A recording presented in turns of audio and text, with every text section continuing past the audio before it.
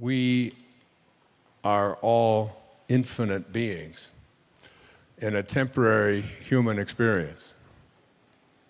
I've said it over and over again. Whenever people ask me what's my very favorite quote, my very favorite observation, it came from Pierre Teilhard, the French priest who was excommunicated from the Catholic Church for his outrageous ideas. He said that we're not here as human beings having a spiritual experience. It's the other way around. We are all infinite spiritual beings having a temporary human experience, any place. It doesn't start any place. That's by definition infinite. So if something doesn't start and doesn't stop, what is it doing? It has to be expanding, doesn't it? The minute it stops expanding, it's finite. We're no longer talking about the soul. We're talking about what Blake said, we've become, we see with, not through our eyes. So here's what I jotted down. The ideal of the soul, the thing that it asks for, is neither knowledge, nor light, nor happiness. The ideal of the soul is space, immensity.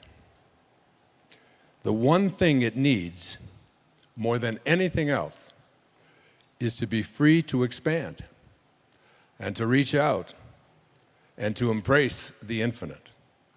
Yeah, the ideal of the soul is infinity because that's what the soul is. It is miserable when it is circumscribed or restricted in any way. You will find yourself fighting it and reaching back. Particularly will you find this in your yoga practice. Yoga, the word yoga means what? Union. Union with what? Your highest self. Union with God. This is what the highest self is. It's the part of you, the place within you that is not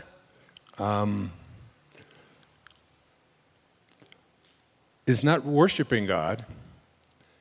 That's what religion has brought to us and taught us, that God is outside of us.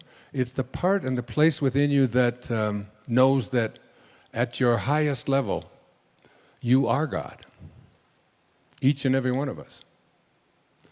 And when you are connected to the highest place within yourself, when you are connected to the God that you are, you have all the powers of the creative source of the universe. You become the Tao. The Tao becomes you. So, yoga, or union, is really a way of becoming a manifester.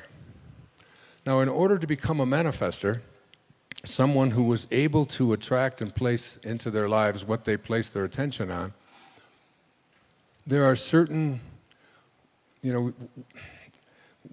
we saw a lot about something called The Secret not too long ago on all the newspapers and magazines and on the news and always. And I was asked to be a part of that and stayed away from it for different reasons. Because for me, manifesting is not about attracting what you want. Manifesting is an awareness and an understanding that you attract what you are. I have been studying in depth something called the I Am discourses. And I'll share just a little bit about it here. But one of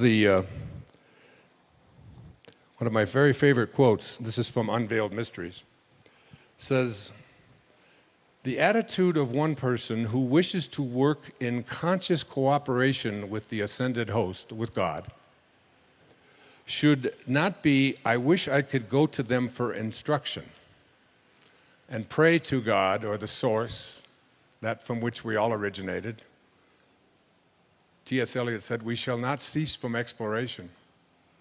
But at the end of all of our exploring will be to return to the place from which we originated and to know it for the first time. Now, the poet was speaking about dying, leaving the body. I'm not. I think we can come to know that place from which we originated and live from it. And then the words that Jesus spoke to us in the book of John, that even the least among you can do all that I have done and even greater things. It was Jesus who said, when he was about to be stoned for blasphemy, and he said, "Why would you stone me?" And they said, "You blaspheme. You claim to be God. You are a man." And he said, "Is it not written in your laws that I have said, you are gods, all of you?" The infinite place within you that needs to expand and wants to grow, that which we call your life. I mean, when my mother died, she was down to about 85 pounds. But if they were to weigh her the second before she died, and then weigh her the second after, her body weighed exactly the same. And yet, she was no longer alive. So her life, that what we call her life, is weightless. It's formless. It has no beginning, it has no end. You can't weigh it. How can you weigh that which has no form? So your life, the thing that we call your life,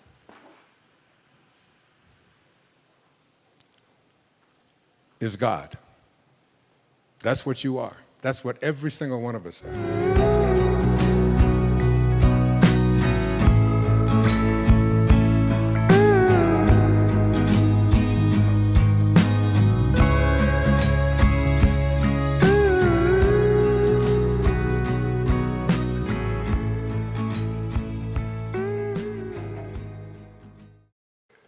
The false self is the ego. The ego is the part of us that has come to believe that who I am is defined by these 6 things. Who I am is what I have. And so we spend a big hunk of our life attempting to get as much stuff as we possibly can. The Tao teaches something very different. Let go of everything you have. When I moved to Maui in 2005 full-time, I gave up everything that I owned.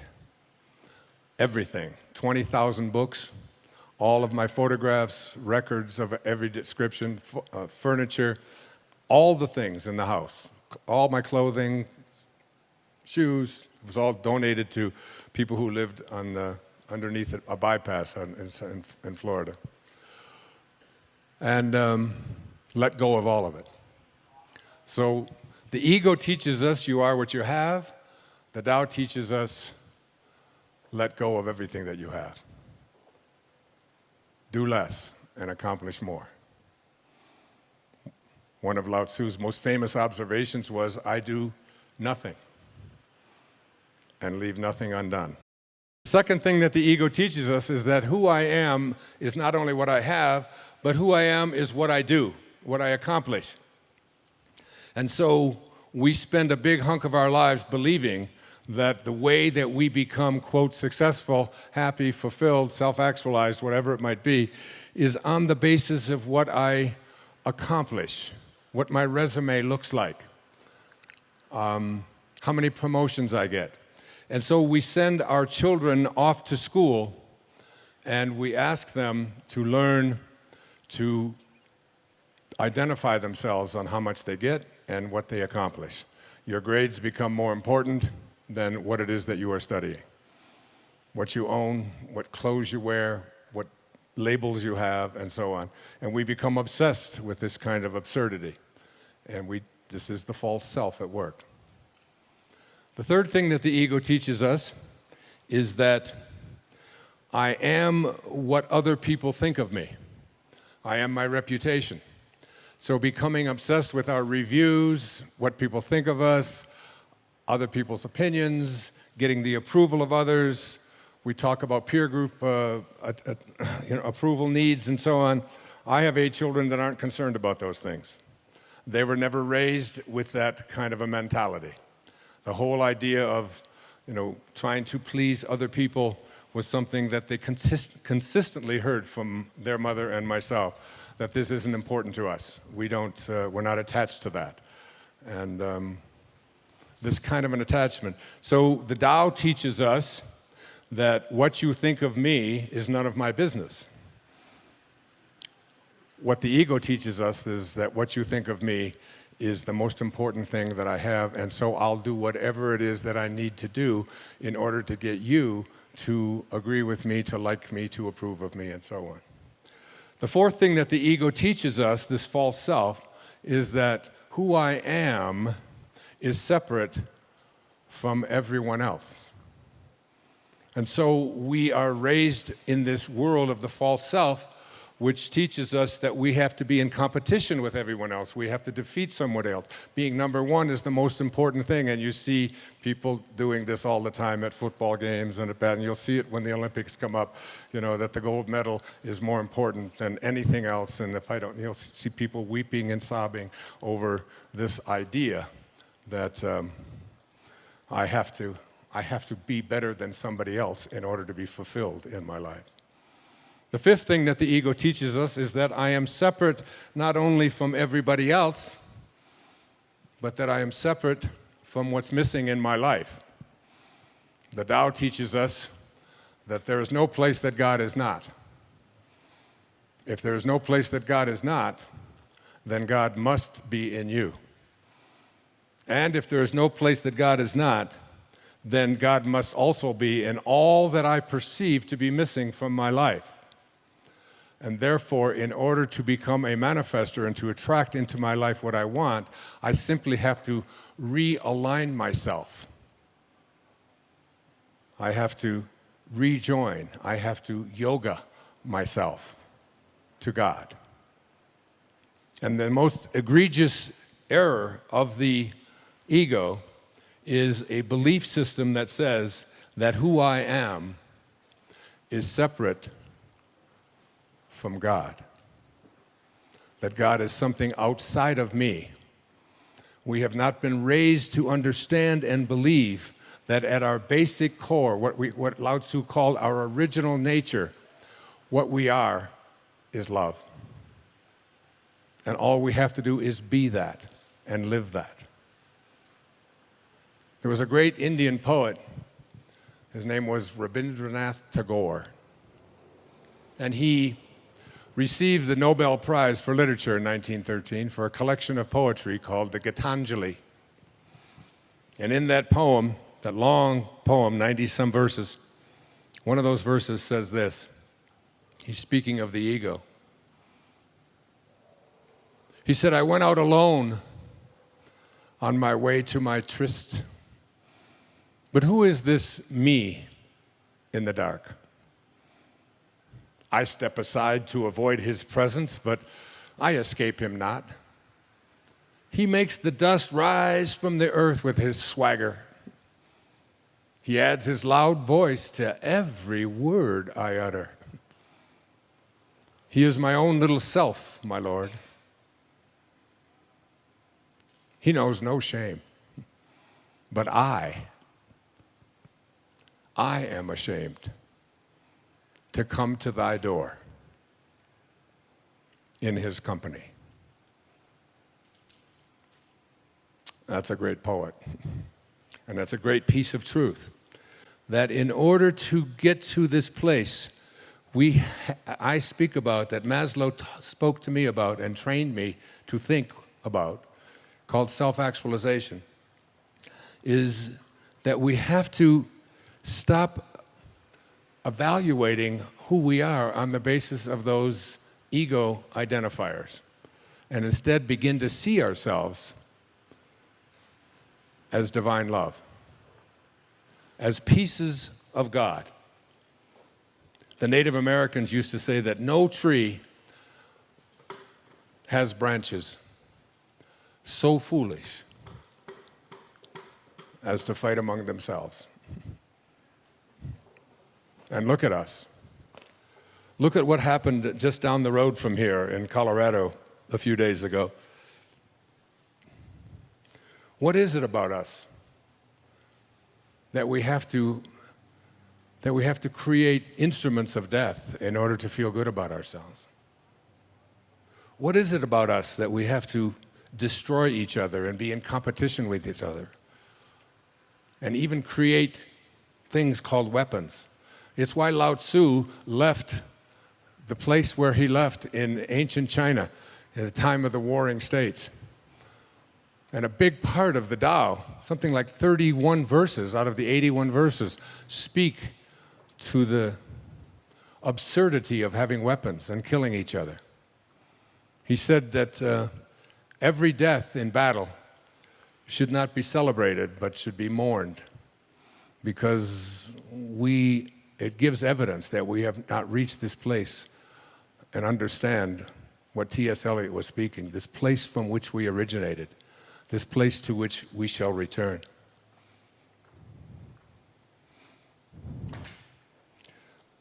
From A Course in Miracles, I jotted this down the other day. The memory of God comes to the quiet mind. It cannot come where there is conflict. A mind at war with itself remembers not eternal gentleness. What you remember is a part of you, for you must be as God created you. Let all this madness be undone for you, and return in peace to the remembrance of God, still shining in your quiet mind. Coming to know God, it's not about discovering something that resides outside of you. It's about remembering what's inside of you and living from that place. I don't believe that God is interested in us loving God. I believe God is interested in us loving each other and figuring out a way to do this regardless.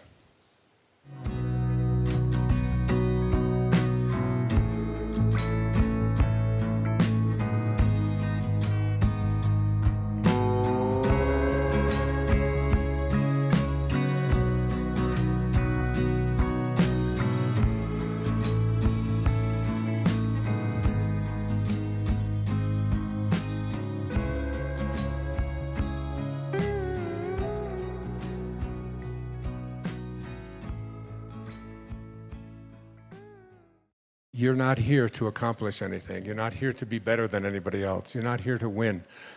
All you have to do is just love yourself. I mean, truly love how magnificent you are. And that's what I meant when Saint Germain spoke to me and said, it's all you have to do is spend 15 minutes being in a state of appreciation for the I am presence that you are. Now, one of the things that the I Am discourses taught that I was having trouble with this whole idea of manifesting is written on page 318. And I'd like to give this to you as we get ready to close. The student should constantly look within his human self and see what habits or creations are there that need to be plucked out and disposed of. For only by refusing to any longer allow habits of judging, condemning, and criticizing to exist can he be free. Are you hearing this? The true activity of the student is only to perfect his own world, and he cannot do it as long as he sees imperfection in the world of any of God's children. That includes the person who opened fire in Aurora. That includes Osama bin Laden. That includes Adolf Hitler. Any judgments that we have of judgment, criticism, and condemnation. And I wanted to manifest something so bad for such a long period of time, but the person that was involved in it, I kept having this sense of judgment toward this person.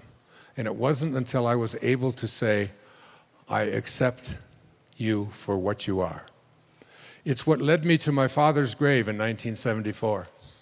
And I stood there after being sent there by a series of just absolutely impossible coincidences.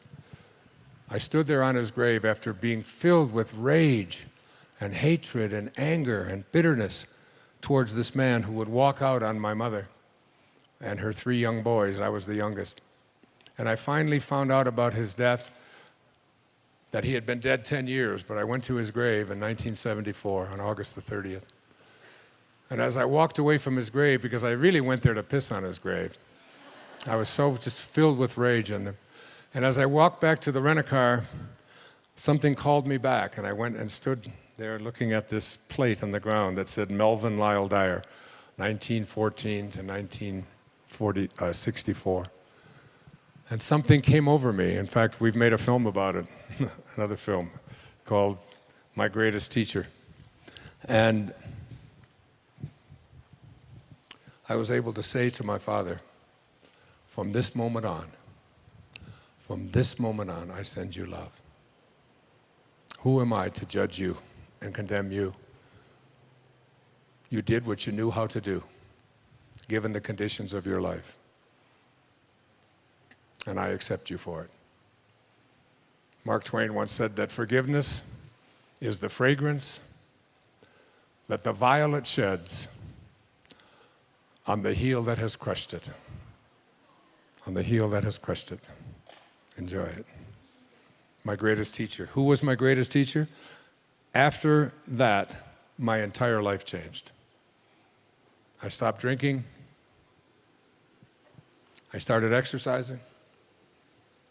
My writing shifted. I went back to New York. I was professor at St. John's University in New York City. I took 2 weeks to go down to Fort Lauderdale, Florida, checked into the Spindrift Motel, and wrote a book called Your Erroneous Zones in 14 days. 14 days. Today, there's close to 100 million copies in 47 languages around the world. And everything in my life after that shifted. My diet changed, my habits changed, everything turned around because I got the rage out of me. Because in order to attract the elements that are going to bring you the ability to manifest into your life what you want, remember how I opened this program. We do not manifest what we want. That comes from a place of missing. We manifest what we are. The angels who will guide you throughout your life will only be there for you when they recognize themselves in you. And they cannot recognize themselves in you and guide you when you are filled with hatred, anger, judgment, condemnation, bitterness, fear, anxiety, stress. You have to let all of that go and be love. Be in this place of perfect divine love. Love for everything and everyone on our planet.